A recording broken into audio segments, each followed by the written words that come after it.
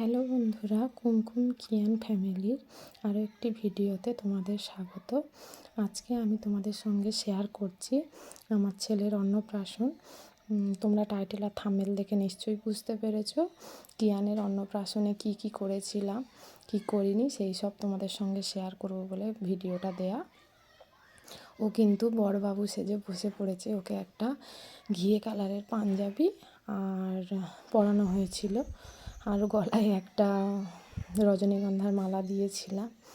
ও এখনও ঠিকঠাক বসতে শেখেনি, তখনও আমার দিদি পেছনে ধরেছিল। তা প্রথমেই মুখে ভাত দেওয়ার কথা বলছিল, কিন্তু প্রথমে তো মুখে ভাত দিতে নেই, অনেকে জানে না। আর মহাপ্রসাদটা ভিজিয়ে রেখেছিলাম সকাল থেকে, মহাপ্রসাদটাই দিতে হয়। আর ওখানে কিন্তু পাখার বাতাস করছিল, কেননা ভাদ্র মাস ওর 6 মাস ছিল। দেখো দেখতে দেখতে ও আবার ফুল নিয়ে গালে দিচ্ছিল, দিদি সরিয়ে দিল। আর 6 মাসে তো ছেলেদের মুখে ভাত হয় জানোই, আর মেয়েদের হলে 7 মাস। আর ভাদ্র মাসে প্রচণ্ড গরম ছিল, ভ্যাপসা গরম। আর ওখানে যেহেতু প্রদীপটা জ্বলছিল তাই পাখা চালানো যাচ্ছিল না। আর এটা আমাদের পুরনো বাড়িতেই, তখন নতুন বাড়ি হয়নি, পুরনো বাড়িতেই ওকে অন্নপ্রাশনটা করানো হয়েছিল। আর আমাদের অন্নপ্রাশনে কোনো ব্রাহ্মণ ডাকতে নেই, মানে আমাদের অন্নপ্রাশনটা নেই বললেই চলে, ঘরে একটু আয়োজন করে দিতে হয়।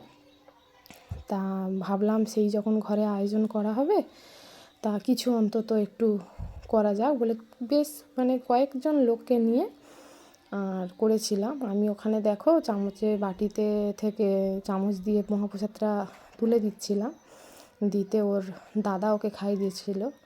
এবার দাদা খাইয়ে দেওয়ার কারণ একটাই, যে আমার বাবা মারা গেছিলো, তাই কালা অসৌচ ছিল। ওকে ভাই মুখে মহাপ্রসাদ ওই জন্য দিতে পারেনি।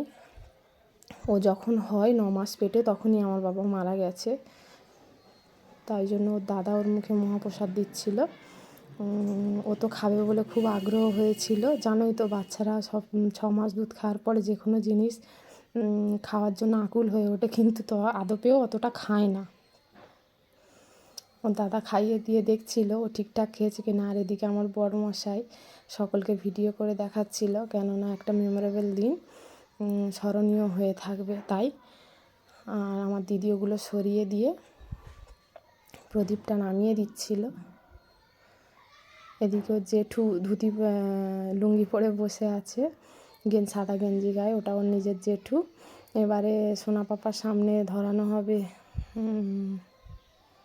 থালা। এদিকে আবার ভিডিও ঘুরি জেঠিমাকে দেখাচ্ছিল। সোনা পাপা এবার কি ধরে দেখা যাক। ও কিন্তু সোনাটাই আগে হাতে নিয়েছে, ওই জন্য সবাই হাসাহাসি করছিল খুব। তখন সবাই বলছে কি যে একবার ও ধরিয়েছে, আমার দিদি বারবার কলম আর বইটা যাতে ধরে ওর সামনে দিচ্ছিল, কিন্তু কোনো মতেই সেগুলো ধরলো না। দ্বিতীয়বারেও সোনাটা ধরলো, তোমরা দেখো, দেখলে বুঝতে পারবে।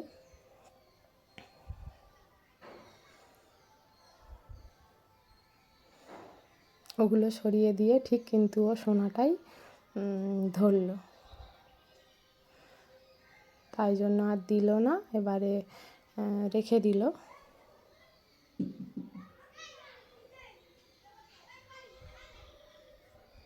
ও বিরক্ত হয়ে যাচ্ছিল, ওর ভালো লাগছিল না, বিরক্ত হয়ে যাচ্ছিল। যেহেতু সেই সময় প্রচণ্ড গরম, পাখা চালানো যাচ্ছিল না। এমনিতেও আমাদের পুরনো বাড়ির দাবাতে পাখা নেই, যদিও স্ট্যান্ড ফ্যান কিংবা টেবিল ফ্যান দেওয়া যেত, কিন্তু প্রদীপ জ্বলছিল বলে দেওয়া হয়নি। আমার দিদি ভালো করে ধান দুল্প ওগুলো দিয়ে তো আশীর্বাদ করা হয়েছিল, পায়ে মারা হবে বলে সরিয়ে নিচ্ছিল।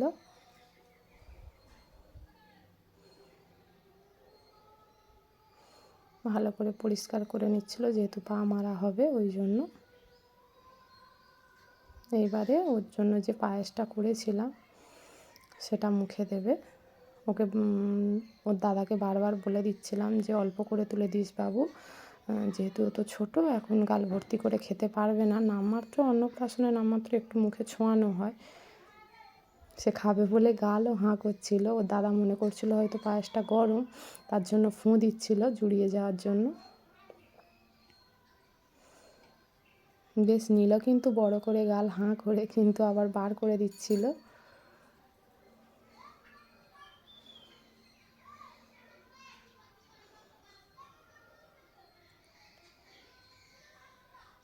বার করে দেওয়ার পর আবারও নিয়ে গালে দিচ্ছিল।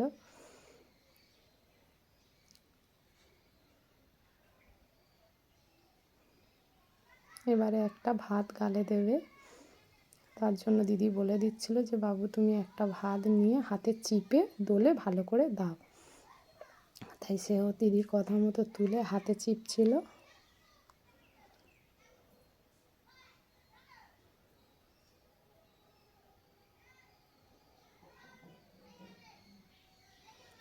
দেওয়া হয়ে গেছে, যাতে ও মোবাইলের স্ক্রিনের দিকে তাকায়, ওই জন্য সকলে মিলে হাততালি দিচ্ছিল স্ক্রিনের দিকে, যাতে ও স্ক্রিনের দিকে তাকায়। আর দেখো আমাদের তো যেহেতু অন্নপ্রাশন নেই তাই ক্যামেরাও বলা হয়নি। এবার সবাই বলছিল যে ওর দিদি একটু মুখে প্রসাদ দিক, তাই জন্য ওর দিদি ওর পাশে বসে পড়লো। বসে পড়ে ওর দিদি একটু মুখে প্রসাদ দেবে বলে জিজ্ঞেস করছিল কোনটা দেবে। তার পাশ থেকে আবার এক জেঠিমা বলল, কুমকুম তুমি হাত ধুয়েছো? ও বললো হ্যাঁ আমি হাত ধুয়েই এসেছি। তো একটু ভাত নিল, নিয়ে মাংসের সঙ্গে ছুঁয়ে ও কিন্তু গালে দিচ্ছিল। সকলে বারণ করছিল মাংসের সঙ্গে ছুঁয়েও না। তোমরা সবাই দেখতে পেলে। আজকে এইটুকু। সবাই সুস্থ থাকবেন, ভালো থাকবেন এই কামনা করি।